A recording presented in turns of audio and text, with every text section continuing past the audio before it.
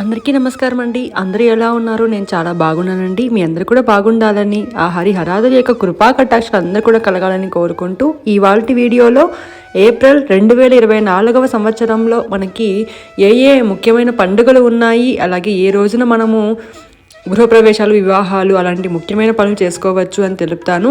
అంతేకాకుండా ఇవాళ వీడియోలో పంచాంగం చూసి చెప్తున్నానండి. చాలామంది అనుకుంటారు ఇంకా క్యాలెండర్ రాలేదు కదా ఎలా చెప్తారు అని. సో పంచాంగం చూసి ఏప్రిల్ నెలలో మనకి ఉగాది అనేది రాబోతోంది, తెలుగు సంవత్సరం అనేది మారబోతోంది, క్రోధినామ సంవత్సరం అనేది రాబోతోంది. కాబట్టి మనకి అన్నీ కూడా మారిపోతాయి. కాబట్టి ఇప్పటి నుంచి చైత్రమాసంలో అలాగే పాల్గొన మాసం కొన్ని రోజులు ఉంటుంది. కాబట్టి ఆ 2 నెలల్లో వచ్చే ముఖ్యమైన రోజులు, ముఖ్యమైన పండుగలు ఇవాళ వీడియోలో తెలుసుకుందాం. ఇప్పుడు 1 నుంచి 31 తేదీ వరకు కూడా ముఖ్యమైన నక్షత్రాలు, తిథులు అనేవి చూద్దాం.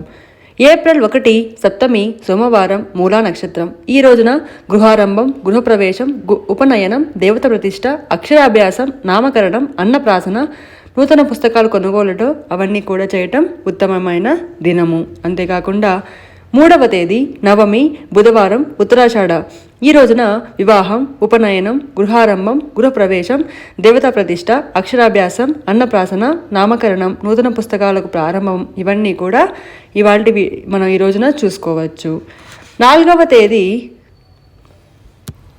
దశమి గురువారం, శ్రవణ నక్షత్రం. వివాహం, గృహారంభం, గృహప్రవేశం, ఉపనయనం, దేవతా ప్రతిష్ట, అక్షరాభ్యాసం, నామకరణం, నూతన పుస్తక ప్రారంభం అలాంటివి చేసుకోవచ్చు. అంతేకాకుండా రిజిస్ట్రేషన్స్, పెళ్లి చూపులు ఇలాంటివి కూడా చేసుకోవచ్చు. వివాహాలకి, గృహప్రవేశాలకు కూడా ఈరోజు అనుకూలమైనది.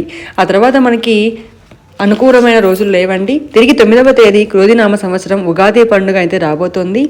ఆ రోజున మనము మంగళవారం వచ్చింది కాబట్టి నూతన వస్త్రాలు వేసుకోవాలి. అధికారులని మనము వాళ్ళని సందర్శించి వాళ్ళకి విశేష చెప్పడము, అలాగే కొత్త పుస్తకాలు ఏవైనా ఉంటే దేవుడి దగ్గర పెట్టడము, కొత్త పంచాంగాన్ని పూజించడము, అందరికీ కూడా శుభాకాంక్షలు తెలుపటము. న్యూ ఇయర్ కాదండి, తెలుగు న్యూ ఇయర్ని చాలా బాగా చేసుకోవాలి మనందరం కూడా.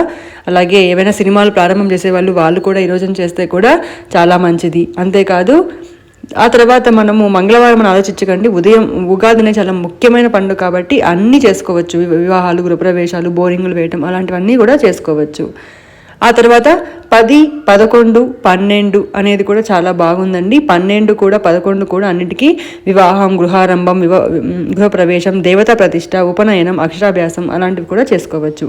13 పంచమి శని మృగశిర నక్షత్రం. వివాహం, గృహారంభం, గృహప్రవేశం, ఉపనయనం, దేవతా ప్రతిష్ట, నామకరణం, అక్షరాభ్యాసం అలాంటివన్నీ కూడా చేసుకోవచ్చు.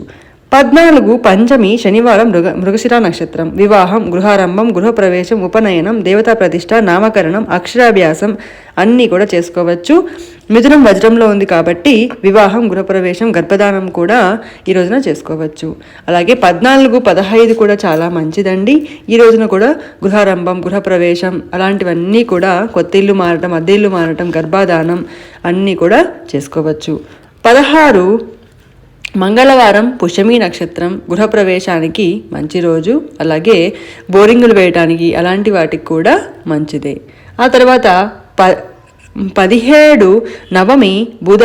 ఆశ్లేషులకి, ఋగ్వేదులకి ఉపనయనం, అలాగే బోరింగులకి అలాంటి వాటికి మంచిదండి.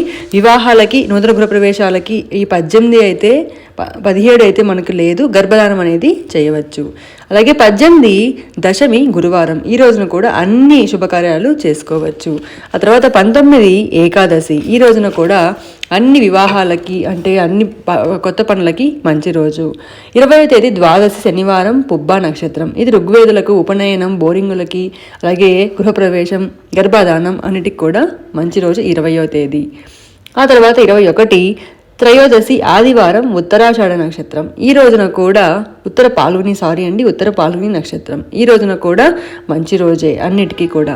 22వ తేదీ చతుర్దశి సోమవారం హస్త నక్షత్రం. గృహారంభం, గృహప్రవేశం, అక్షరాభ్యాసం అన్నిటికీ కూడా, నామకరణం, శ్రీమంతాలు, పెళ్లి చూపులకి, నూతన వాహనాల కొనుగోలుదారులకి అన్నిటికీ కూడా 22వ తేదీ చాలా బాగుంది.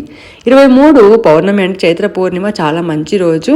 మనకి చాలా మంచి రోజు కాబట్టి మనం అమ్మవారిని పూజించినట్లయితే సకల శుభాలు మనకి చేకూరుతాయి. అంతేకాని ఈ రోజున గృహప్రవేశాలకి అలాగే వివాహాలకి ముహూర్తాలు లేవండి. కేవలం ఆపరేషన్స్, ఏవైనా చిన్న చిన్న పనులు, రిజిస్ట్రేషన్స్ అలాంటివి ఉంటే మాత్రమే చేసుకోవచ్చు. 24 పాడ్యమి అంటే బుధవారం స్వాతి నక్షత్రం. ఈ రోజున కూడా వివాహాలకి, గృహప్రవేశాలకి, నూతన గృహప్రవేశాలకి, అద్దె ఇల్లు మారడానికి అన్నిటికీ కూడా బాగుంది. 25వ తేదీ కూడా మనకి చిన్న చిన్న వ్యాపారాలకి అలాంటి వాటికే ఉన్నాయండి. పెళ్ళిళ్ళకి అలాంటి వాటికి లేవు, చిన్న చిన్న వ్యాపారాలకు మాత్రమే ఉన్నాయి. 27వ తేదీ మనకి చెవులు కుట్టించటం, లేకపోతే నామకరణం అలాంటివి మాత్రమే చేసుకోవచ్చు. మనకి పెళ్ళిళ్ళకి అలాంటి వాటికి లేదండి. మనం చూసుకున్నట్లయితే 25వ తేదీ నుంచి మనకి ఇంకా ముహూర్తాలు అనేవి ఉండవు.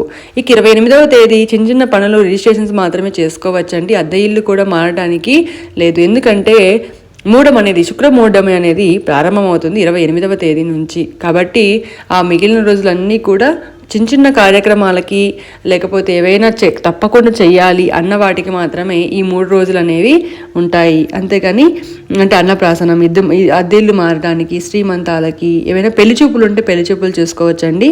అలాగే అన్నప్రాసన అలాంటి వాటికి మంచిది, కానీ మిగతా వాటికి ఏవి శుభముహూర్తాలు అనేవి ఉండవు. 28వ తేదీ మనకి శుక్రమౌఢ్యం అనేది ప్రారంభమవుతుంది. ఇదండి ఇవాళ వీడియో. మీకు నచ్చింది, హెల్ప్ అయింది అనుకుంటున్నాను. అన్నీ కూడా చక్కగా పరిశీలించి మాత్రమే ఈ ఇన్ఫర్మేషన్ని మీకు ఇస్తున్నాను. ఇంకా మీకు ముహూర్త బలం అనేది కావాలి అనుకుంటే పెళ్ళిళ్ళకి కానీ, అలాగే గృహప్రవేశాలకు కానీ మీరు దగ్గరున్న స్వామిని అడిగి మీ పేరు బలాన్ని బట్టి పేరని అంటే మనం ముహూర్తం అనేది పెట్టించుకోవచ్చు. అందరూ కూడా బాగుండాలి, అందరూ మనం కూడా ఉండాలని కోరుకుంటూ సర్వేజన సుఖినో భవంతు.